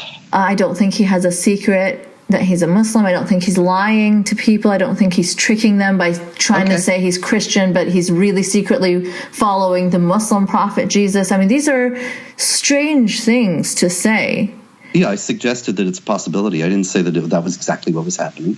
Well, I mean, I can suggest a lot of possibilities. I can say, well, it's a possibility you're in the KKK, but not necessarily, right? Yeah, that's a reasonable thing to suggest, and then I would reasonably... Why is that reasonable to suggest? So why is it absolutely unreasonable to suggest this regarding Obama? It's a reasonable thing to suggest not because of anything I've done, but I mean, or said, for that matter, but the fact that this is so often, that any opposition to jihad terror is so often referred to as racism, it's something that I'm perfectly willing to refute, perfectly willing to address, perfectly happy to do so. And I wouldn't even be offended by your asking it. As a matter of fact, I was expecting you to do so. And so I don't know why it's offensive on its face and evidence of bigotry to wonder things about Obama that he has abundantly established by his behavior. Do you often wonder about people lying about their religion? As I told you before, I was asked the question at a talk, and I answered it. It is by no means a central aspect of my work. I understand, but these are your thoughts, right? You've written a lot of books. I'm not saying that you've written books on Obama being a secret Muslim. Of course I haven't, yeah. And you don't really know what I'm all about. All you've read are some attack pieces. And that gives you a very misleading picture of what I'm all about. Why is it? Why is it that so many people attack? What is causing people to mislead everyone about you? What's causing this to happen is it's not just about me. There were 15 people on the list, and the SPLC list you have a was pretty a good example strong reputation. You and Pam Geller are. The SPLC list is a good example of what happens to anybody who speaks honestly about these issues. I have it worse, and Geller has it worse because we have been at this longer than most of the people. Most of the people who are on that list, not all of them. Pipes, of course, goes way back. Far beyond me. He's older than I am. So you don't think that Geller ever peddles any anti-Muslim conspiracy theories? No, of course not. It's just the same kind of defamation, the same kind of smear mongering that is perpetrated against everybody who speaks honestly about this threat. And it's the same thing now that's happening to Ayan and to Maajid. And they're shocked, or Maajid is shocked. Ayan didn't say anything. Yeah. But Maajid is shocked because he didn't expect it. He thought that he was going to be able to draw some distinction between himself as the reasonable critic of Islam and the supposedly racist bigots like Spencer. And the reality is that they don't care. The SPLC don't love you. The SPLC don't care. They're going to tar anybody who speaks out, however carefully. Well, why do you think so many Westerners are so resistant to criticism of Islam?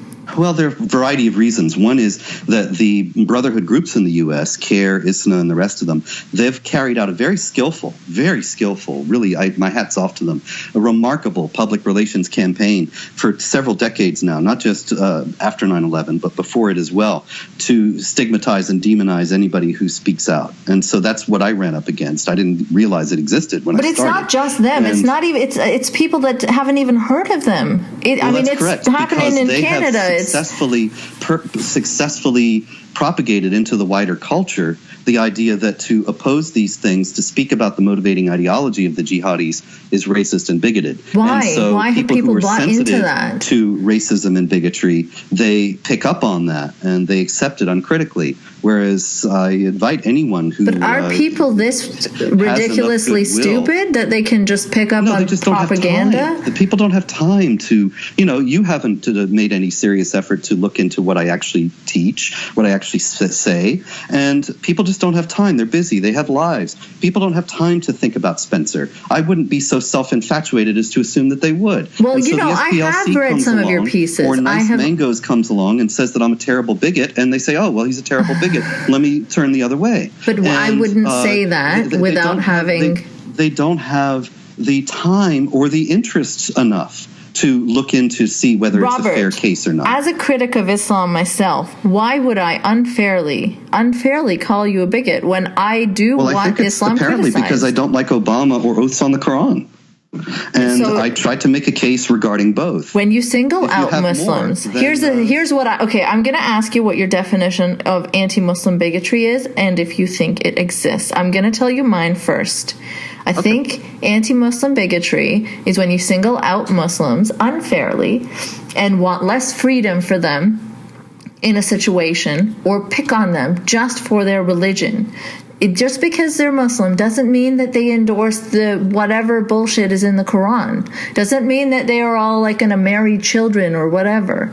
Right. I've never said anything of that kind. I'm not saying that you are, but I'm no, just... You're trying to say that the oath thing is singling them out and saying that there should be less freedom, when actually it comes in the context of the Brotherhood agenda. No, because that's what you have a problem with then. Particular contents of the Quran and how those contents are interpreted in the Muslim mainstream. No, that's... No. And so that is something that where we differ, but I don't think that is a matter of singling out Muslims in some bigoted way. It's a recognition of the reality of the situation that we're in today. So the reality of the situation is, because there's a lot of Muslim assholes out there, and there are... Muslim non-assholes should not be allowed to take an oath on their holy book. Well, like I say, I don't have any interest if you want to ban Bibles, the oath on the Bible. But that's not what you said, I am though. Speaking specifically about the contents of the Quran. If the Bible were being used by global terror groups and pointed to justify the actions of those terror groups on a global scale today, then I would say the same thing about the Bible. Yes, okay. But because there is undeniably a problem in Islam, I've spent a lot of time talking about it. So I'm not even debating you on that. There is undeniably a problem with terrorism, with extremism among Muslims. But that doesn't mean that peaceful Muslims should not be allowed to put their hand on their holy book and take... Well, here again, we've spent hours talking about this. But now I'm just okay. This is you picked one thing out of one article. Yeah, but you're saying that about everything. You're saying that about everything. I've commented on. Yeah, that's right, because you've been picking on minutiae. Well, obviously, I'm going to pick certain topics. I'm not going to take your 30 books and talk about them. My whole life has been dedicated to keeping Muslim politicians from swearing in on the Quran. I never said it was. I think it's a bad idea. I don't think it's discriminatory. I think that any Muslim who actually genuinely rejects jihad and Sharia would not want to take the oath on the Quran. But it's genuinely that you have a hard time establishing. It's what? Is being genuine. When a Muslim is genuine, you have a hard time establishing that. I mean, you couldn't even establish that from Maajid. You said he, arose suspicion. He attacked you, sure, but does that mean that he's a jihadist? And he attacked me for saying that there was a problem within Islam. It was actually Usama Hassan, but Maajid was sitting right there. You can watch the video. And he was sitting there with Tommy Robinson and Kevin Carroll. That does not Usama justify. Hassan said that Spencer says that there is a problem within Islam. Now, you guys don't think that, right? And Tommy and Kevin nodded, and Maajid was very happy because they nodded to saying to Usama Hassan. They're irrelevant. But the point is that Usama Hassan, Maajid had just whispered to him right before that, and Usama Hassan nodded and then said something that obviously he and Maajid agreed upon. Now, the fact is there is a problem within Islam. Of course there is a problem. And so to attack me on that basis, you think I shouldn't be suspicious because of that? No. I shouldn't think there's something off about that? No, because I respectfully disagree. Because theists will defend their faith. That's what they do. That doesn't mean they're extremists. Okay, now is not the time to do that. Now is the time to reform it. Now is the time to fix it. If they really are sincere about that, then they got to acknowledge there's a problem. Sure. You and I agree. You can't fix it unless you admit it's broken. You can't just go around casting suspicion of jihadism, Islamism on anyone that defends their faith, because most Muslims will defend their faith. Well, I think that I don't have any apologies to make. You watch the video, you'll see what Usama Hassan said, and I think that what he said was false on the face of it. Maajid Nawaz is agreeing. They're attacking me on that basis. I think there's perfectly reasonable grounds for what I said in response. I think, perfectly reasonable to disagree with them, to dislike them, to criticize them, but this charge, that also... What charge? What charge this exactly? Charge of them being arousing suspicion all of a sudden about, whether they're jihadists or Islamists. They arouse suspicion, when they attack me on the basis of saying there's a problem within Islam and saying there's no problem with Islam. That is their theist instinct. I think that arouses suspicion, Okay, well, do you think anti-Muslim bigotry is a thing? Of course. Do you know anyone that's an anti-Muslim bigot? Personally, I don't think so. I have encountered them, though. Like who? Like what situation? No, people I don't know. People like at rallies and so on. What? You know, I remember we were having Geller and I were having a rally in Columbus, Ohio, for Rivka Barry, the girl who her father threatened to kill her for leaving Islam, and she fled the home, and then the parents tried to get her back. Big custody battle. You know, she was 17. And anyway, so we were having a rally for Rivka, and those Islam is of the devil people showed up with their Islam is of the devil T-shirts, and we were mortified, and we tried to get them to go away. And that's nothing of what we represent. Okay, that's good to hear. But do you think you'd ever speak out against anti-Muslim bigots? Speak out against anti-Muslim bigots? Yeah. Well, the fact would you ever write a piece, or? I think that that would be leading with my chin. To speak out against anti-Muslim bigots would be to acknowledge that they had some connection with me, which they don't. I don't have any responsibility to speak out against them would acknowledge a connection with you? Yeah, it would be like saying I'm responsible for this, and so I have to disavow it. I'm not responsible. No. I speak out against anti-Muslim bigots all the time, but that doesn't mean I'm disavowing it or that it's to do with me. It's just that this is something I disapprove of. Okay, well, I write about jihad, and there's plenty of other evil in the world, and anti-Muslim bigots are part of that. I have no problem with saying that whatsoever. Great. Am I going to make it a big concern when they start flying planes into buildings and beheading people? Is that the standard, though? Do they have to behead people? Yeah, that's the standard, yeah. That's how bad they have to be. When you have a violent group that is actually victimizing people, then I will work to oppose it. In the meantime, you're talking about unpleasant people who have rhetoric that you don't like and that I don't like, and they're nuisances and they're obnoxious, but they're not really hurting anybody. They're not threatening anybody. And until they do, then... Well, what about the people who have their hijabs ripped off in the subways and stuff? Yeah, that's terrible. That's lousy. And I've denounced that at Jihad Watch many times. If you actually read my work, you would know that. I'm not going to have time to read all your work, as you said, rightly, right? Like, I don't read everybody's work. If you want to look, in all seriousness, you look back and you will see many, many times over the years, I have said that it's reprehensible and anybody who does that ought to be prosecuted to the fullest extent of the law. And there's no excuse for it. I have denounced that repeatedly. Good. Then maybe someday... Maybe what they're saying about me is not really true. You know, but, maybe... Well, I don't know to what extent. Like, I think people are more terrified of people that criticize Islam than they need to be. I am obviously not. How many people have Islamophobes killed? Islamic jihadis killed 63 people last year. And how many did Islamophobes kill? I don't think that murder is a standard for which we should... I do. I think it's a really we should standard. Wait until people start murdering Muslims to denounce... No, not wait. Like I say, I've denounced the people who rip off the jab. That's all. Many times. That's all that's needed, though. It's just not that big a deal. It's not that big a deal to you because... Islamic jihadis. There was a woman who lost... in the gay nightclub. That's a big deal. Of course that's a big deal, but I'm not equating them. Some drunk fool yelling at some Muslim. It's unfortunate. It's embarrassing. It's a shame. Okay, but you know, a woman in, I think it was Spain, lost her baby. I've been yelled at myself on buses. And so have I, for many reasons. You know, I just lived to tell the tale. Okay, hold on. Let me finish.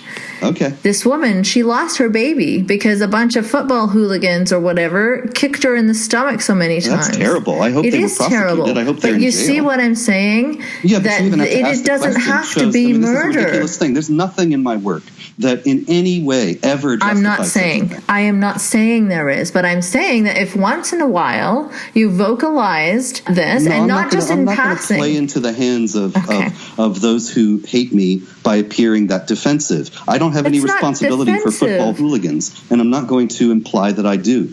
The fact is that I have repeatedly denounced such behavior. How am I asking you to take responsibility? I'm not. Well, you're asking me to denounce something. I mean, look, I'll give you an example. This is what I mean. David Duke. Nobody ever hears about David Duke, the KKK guy, except I hear every about 4 him years. A lot. Yeah, nobody ever hears about him except every 4 years when there's a presidential election. Yeah. And then the mainstream press goes crazy trying to get the Republican candidate to disavow him. And the thing is that it's all absurd because but Donald Trump couldn't. He doesn't really have anything to do with what the Republican candidate is all about. But they're trying to create the association. And so then trying to create the association they're asking to disavow, which even suggests in the first place that there was an association. And that's why Trump was reluctant, because he didn't have anything to do with David Duke to start with. Well, and so if he says, I a lot of Muslims don't have anything to do with Muslim extremists. But now we're breaking up. And the fact is that there was nothing to it to start with, and that's what I'm talking about. It's not that I hesitate. That's why so many Muslims. The behavior is not reprehensible. Hold on. The behavior is absolutely reprehensible, but the fact is that the attempt to force some sort of disavowal suggests responsibility, which I do not have. Nobody is holding you responsible for the KKK. Oh, sure. Plenty of people, not for the KKK, but look, I've been blamed many times. I was blamed for the killing in New Jersey. I think that's really unfair. Yeah, it is, but it's exactly what I'm talking about. That these things, Reza Aslan blamed me for the killing in California of the woman with the hijab that turned out to be by her husband. Actually, the one in New Jersey was by her husband too, and both of them were blamed on so-called anti-Muslim extremists, and I was explicitly singled out for blame in both of those cases. And the reality is that they were both honor killings. Look, they were both killings by the husband of the wife. I don't think that you should be blamed for murder. Extremism anyway, but the idea is that, they try to get you in a position where you have to say, oh, no, I had nothing to do with that, as if you're arousing the climate that leads to it to start with, which is completely bogus. Well, I think that Donald Trump is making a climate that does start that kind of hatred. Well, I respectfully disagree. Okay, well, he couldn't denounce the KKK. Now you're going to say it's probably why? Because he didn't want to. He didn't have anything to do with the KKK. He doesn't have, but he didn't have anything to do with it. But any reasonable person should be able to say the KKK. No, see, it's like, when did you stop beating your wife? The question itself is framed in a way to That's be an not indictment, how Donald saw it, though. He was not offended. And so it's like when you're saying, do you disavow the KKK? It's implying that you had some association with them to start with. Is that what? Is that how he framed it? Was he offended? He didn't even seem offended. He was just like, I don't know enough about them. Yeah, well. So, I don't know what Donald Trump knows and doesn't know. I don't find him to be extraordinarily articulate or quick on his feet. And, ultimately, I don't really care. If I were actually worried that the KKK, I know probably the left is really worried that David Duke is going to be Secretary of State or something, but I don't really think the KKK is going to play any role in his administration. So it just doesn't bother me. The KKK doesn't bother you? No, the fact that that he refused or hesitated or whatever. I know he disavowed him ultimately, but that he didn't do it right away. That doesn't concern me. What kind of person is going to put some serious thought into disavowing the KKK? I don't understand how I can explain these things to you over and over, and then you just keep asking me. It's like you're not listening. I love you, but I just don't understand you. I just explained to you that the request to disavow implies an association to begin with. Maybe to a person who was offended at that request. To get into. I don't know. But Donald is. Ask him about himself. I wish I'd get a chance to talk to him. Having a role in his administration, so the incident doesn't bother me. And then you ask, the KKK doesn't bother you? No, listen to what I'm saying. I'm listening. I don't think the KKK is going to play a role in his administration. That's great. But what do you think of the guy, Steve Bannon? Does not bother me. Is he a white supremacist? Is he an anti? No, of course Steve Bannon is not a white supremacist. Okay. This is just more of these fabrications. Okay. Is he anti-Semitic? Of course not. Okay. His ex-wife said that in divorce proceedings. Meanwhile, his partner is Joel Pollack, who's an Orthodox Jew. I have met both Bannon and Pollack. I know how closely they work together. And he what's the guy's name? Larry something. Solov? I forget his name. I don't know. But the guy who actually runs Breitbart, and he partners with Bannon, another Jew. Do you think Breitbart is a good publication? Bannon, if you look back at Breitbart archives, you'll see when Bannon was there, Pamela Geller was writing articles many times, more than once a week. And she's a very proud Jew and proud Zionist. And so you're telling me that this creepy anti-Semite, he just happens to partner with, work for, and promote Jews. I'm not telling you anything. I'm just asking your opinion on him. Okay. But do you like Breitbart? Do you find Breitbart News? Yeah. Yeah, it's being calumniated now, but it's not a problem. It's just it's a news site from the conservative side. Do you think it's a reliable news source? I haven't found it to be unreliable. I can't vouch for everything on it. I don't read it that closely. Okay. What do you think of interfaith events? Which ones? Any. Oh, have at it. I'm asking, are you open to like an interfaith event at, say, a mosque or something? Yeah, sure, as long as it's not a deception session, and the problem is most of them are. That they go in and the imams tell them all about how Islam is a religion of peace and so on. And do you think someone actually believes that their religion is a religion of peace, however they delude themselves, whatever cognitive dissonance? Well, I don't think that an imam who's studied the Quran, presumably, and dedicated his life to teaching it, presumably, he knows what it's about.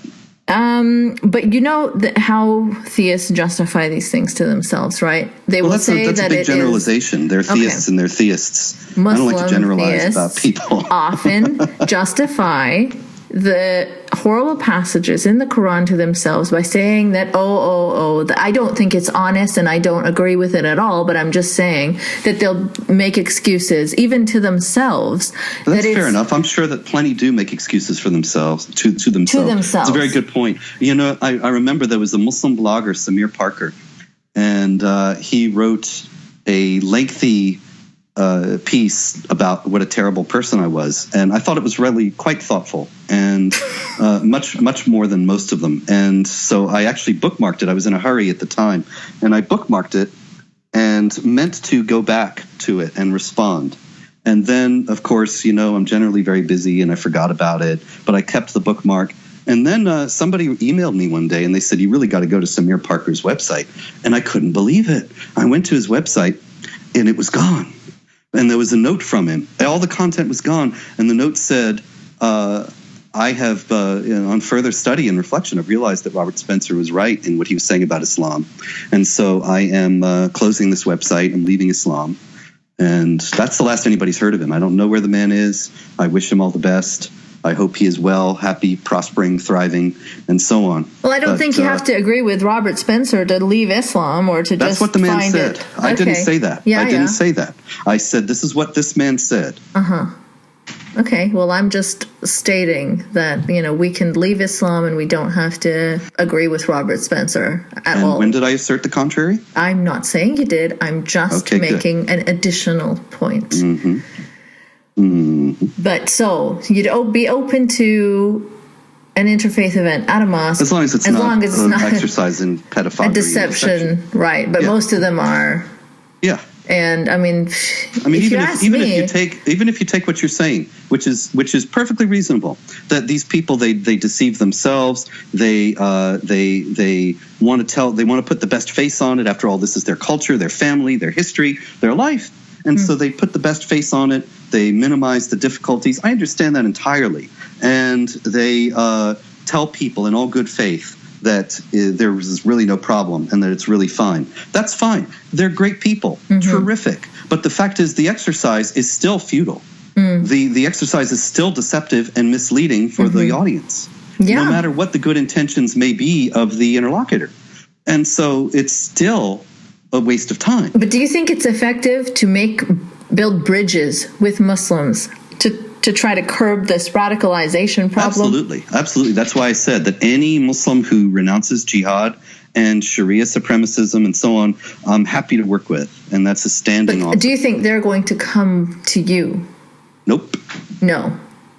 Why do you think that is? I think that it's for a variety of reasons. One of them is because I have this reputation, which I don't think is justified, but I have it, and so they don't want the association. And also, it is because I do say that there is a problem within the Quran, that obviously the Islamic jihadis use the Quran to incite violence and to justify it. And I'm one of the very few people who dares to point that out. Well, I say that too. That's very problematic. And that I say that too, but I don't have the reputation you do. challenging. Well, yeah, but you will if you continue in this line and you attain a certain measure of prominence, you'll end up on the SPLC list. You won't be exempt. They won't say, "Oh no, she's reasonable. He's bigoted." They didn't do it for Maajid, and they won't do it for you, because in reality, the only things that make people think that what I'm saying is terrible and hateful are things that are trumped up or exaggerated or willfully taken out of context or misunderstood. The things that we've had discussed at such length about Obama and the Quran oath are cases in point. And see, I didn't take it out of context. I didn't misunderstand you. Anybody who does this is going to get tarred in that way, because that's what they do. Well, the sad truth is that you're probably right about that, because everyone that criticizes Islam does get tarred. Yep. And it's ridiculous. I've just been tarred for 20 years, and you haven't been doing it that long or at the same level of Not prominence. At all, no. I would have been much too young at that point. That's why I have the long rap sheet. You'll get it. You'll have one. Well, thank you, Robert. You give me so much hope. That's just the way it is. It's what they do. And the last thing that people like you and Maajid ought to be doing is demonizing me and buying their propaganda. You ought to allow me to explain this rap sheet in good faith. I am, and understand that I am not in the least interested in hurting any innocent person or anybody who is not involved in this jihad agenda or the Sharia supremacist agenda. Okay, but the problem I'm not in the least interested in seem to cast a very wide net. No, for your, not really. because not as many people as you think that are jihadists or Islamists or Sharia supremacists are. There are undoubtedly because you have suspicions about Maajid. That's how. Yeah, I told you why. We keep going around and round in circles. I have already explained to you why I had suspicions about Maajid. Well, okay. And I think that anybody who, when he knows what's in the Quran, still asserts that Islam is a religion of peace, you got to wonder about his level of honesty. Well, you just said that maybe people delude themselves. Maybe he has, but he's a public Muslim reformer, and so he's got a certain position of responsibility that the average Joe or the average Yusuf might not have. So he's not going to think Islam is horrible. And I've also heard him say Islam is not a religion of violence or a religion of peace. It's just a religion. I had a good friend, Tashbi Syed. My dear friend Tashbi Syed passed away in 2006, and he was a Muslim. He and I went to Israel together. And he was on the board of Jihad Watch, and he was a terrific guy, one of the best people I've known in my life. And Tashbi, actually, you can look him up, Tashbi Syed. You can look up his articles; they're still online. And he said forthrightly that there needs to be within the Muslim community a reevaluation of the idea of Muhammad as the perfect man and the Quran as the perfect book. That's all. I get it. And he was a Muslim.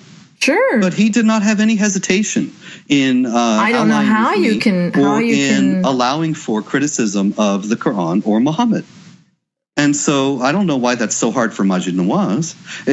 I can't explain that to just as Muslim as he is. Because, well, you see, people are different degrees of Muslim. Depends. Of course. As I have said many times, and you would know if you looked into my work, there's a spectrum of belief, knowledge, and fervor among Muslims like there is among anybody else. So if he's less offended by people who are very knowledgeable and very devout, and people who are not knowledgeable or devout, there are people who are knowledgeable and not devout, people who are devout and not knowledgeable, and every spectrum in between. Right. And so you can't generalize, and I never have, about what all Muslims think or something of that kind. Okay. But if your friend is not offended by, I guess, discrediting Muhammad or whatever, that doesn't mean that every reformer will be okay with that, right? So just because Maajid... the thing is, Muhammad said and did certain things according to the Sirah and the Hadith. He did. And so, but some people discount the Hadith. He actually existed, but... that's also very much a possibility. Right. I wrote a book about it. I'll send it to you if you want. But the fact is that he, within the bounds of Islamic tradition, he said and did certain things. And those things are, when the hadith are considered authentic, are normative for Islamic law. And but there are Quranist Muslims who just disregard hadith. Yeah, but that's a tiny minority of Muslims. You talk about a tiny minority, that's a tiny minority. Yeah. The hadith, most of all the schools of Islamic jurisprudence, the Shafi'i, Maliki, Hanafi, and Hanbali in the Sunni side, and the Jafaris and all the others among the Shia, they all teach that you have to have the hadith because the hadith tell you what Muhammad said and did, and the Quran tells you Muhammad is the perfect man, tells you that Muhammad is the excellent example of conduct. Right, and so but let you me have tell to emulate you, Muhammad, and the hadith the real world example. So that's mainstream Islam. Hold on. Most of the Muslims in the world today belong to one or the other. Yes, but you are giving them way too much credit for knowing their scripture. No, I'm not. I just told you a minute ago that there are plenty who do not know or do not care or some combination of both. Yes. But when you're talking about people who have knowledge of it, these things are in there. So, I mean, as I said, I don't agree with Maajid on Islam itself. But I'm not going to be suspicious of him just because... Well, I've already answered this, okay? I've already answered this. I really don't have anything else to say about Maajid. Okay, what about Faisal? Why do you think he's an imbecilic bigot that reflects badly on Sam Harris? Oh, that guy? Faisal al-Mutar? That's right. His name is? Yeah. Oh, yeah. Yeah, wow. What a nut. Why? Man, he's really unhinged. Why? Just go read the Twitter feed. Go read how he was at me on Twitter. And I thought, this guy, maybe he's drunk, maybe he's high or something, but he's really out of control. What did he do that was out of control? What is bigoted about him, first of all? He was, bigoted? Yeah, you called him an imbecilic bigot. Oh, that's interesting. Yeah, I don't know. I don't know what the connection was. I don't remember. Okay, fair enough. But yeah, I just think he's obviously nuts. He's obviously unhinged. I don't think so. The Twitter feed. I saw some of your exchanges. I think he was just criticizing you and. Yeah, he was criticizing me. I asked him for substantiation of all his charges. He didn't answer a single one. He didn't send you any links to things? A single shred of evidence. All he did was continue to hector and call names. He was absolutely unhinged. That seems really out of character for Faisal, but yeah, I thought maybe he was drinking.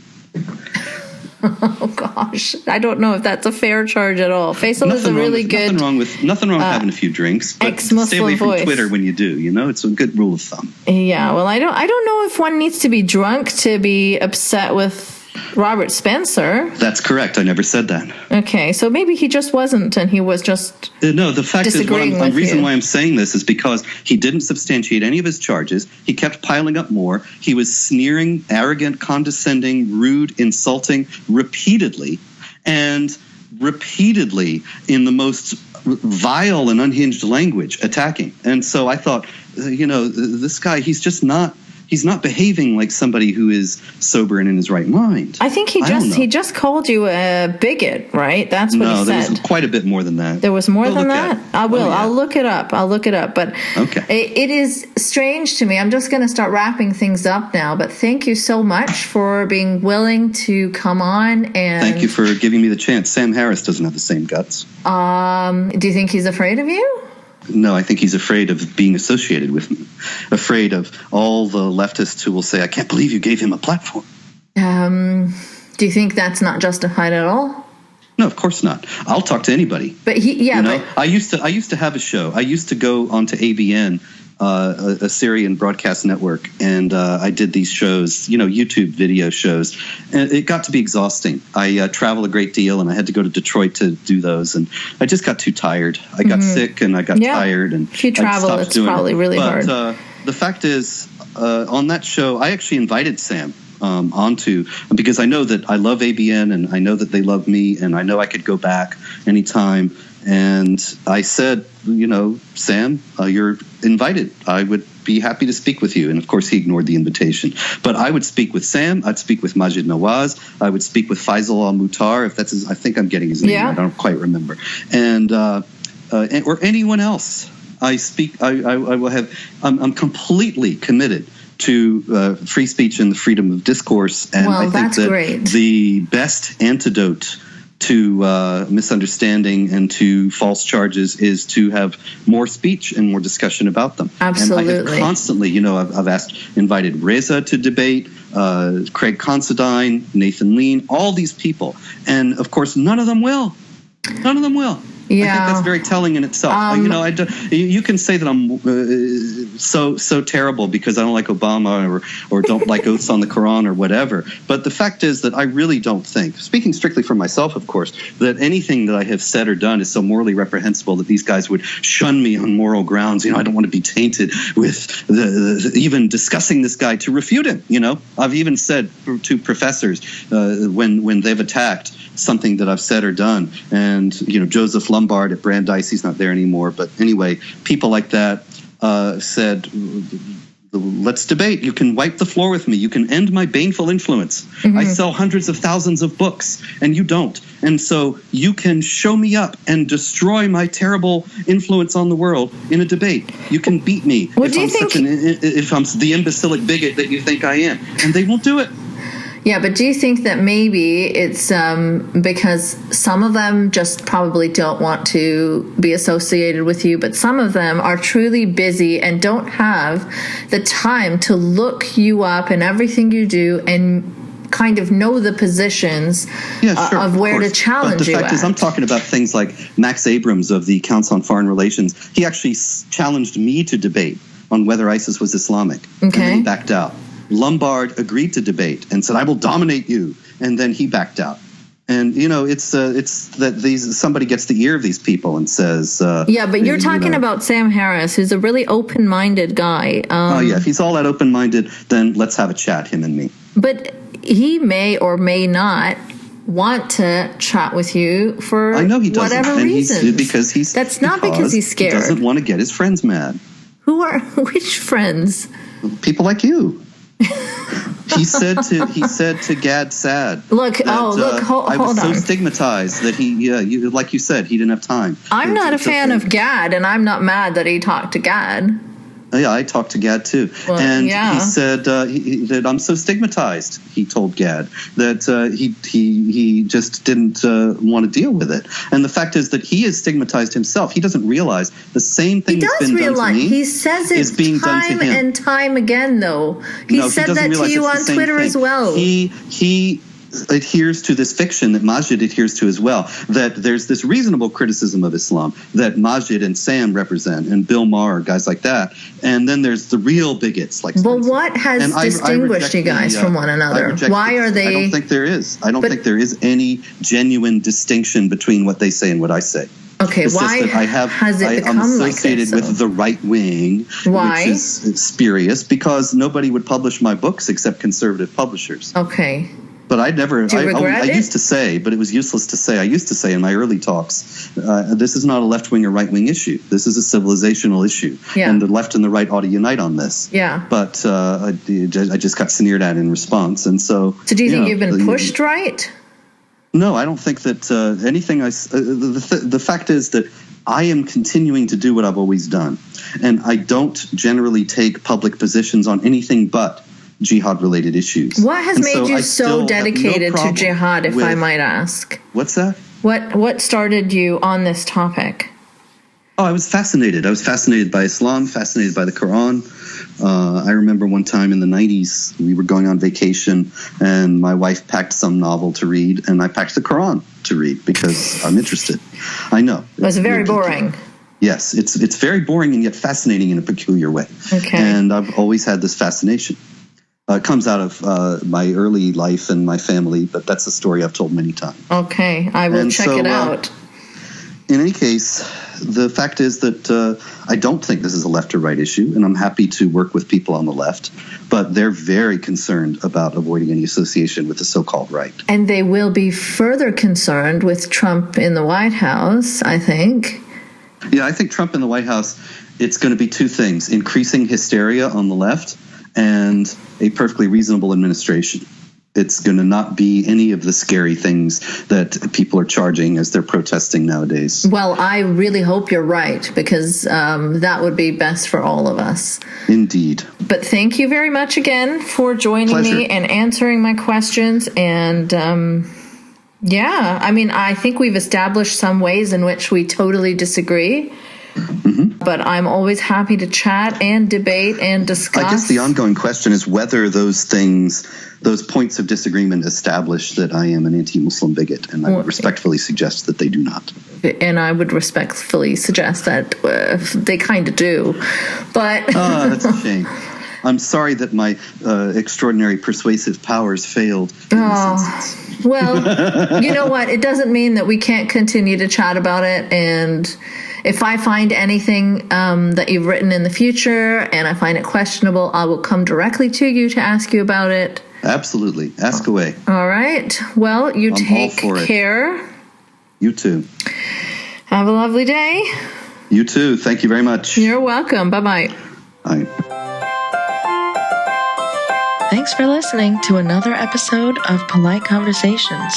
You can support this podcast by sharing the shit out of it, making some noise about it, or contributing via Patreon. Patreon.com/nice mangoes. No E in mangoes.